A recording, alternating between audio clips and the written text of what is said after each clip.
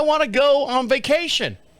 This Delta pilot is being praised for what he found on this plane, and he refused to fly it. A Delta pilot derails a vacation of 130 passengers after refusing to let them fly.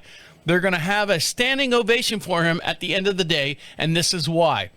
The leadership is a fortress with the two most important pillars, honesty and communication.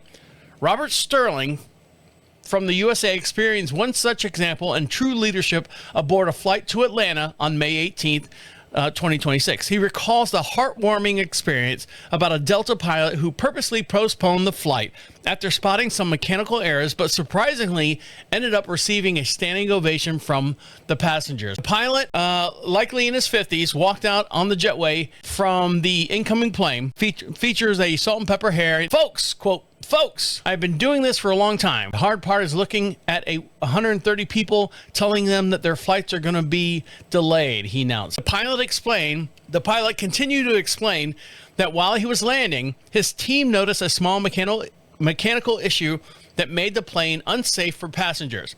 He was quoted by saying, "I'm not your pilot for this next leg, but I don't feel comfortable for the jet's safe, that this jet is safe to fly until we had this mechanical issue looked over by our team. Don't feel comfortable asking the next pilots to fly you guys until we get a confirmation," the pilot also added. I don't do this lightly, but I'm the only one that's going to do it because I believe it's in the best interest of everyone on this plane, the pilot concluded. So essentially what happened, the pilot was going with his gut feeling. It turns out the people appreciated being told the truth. And the reason is, I don't feel comfortable with this plane flying in the air.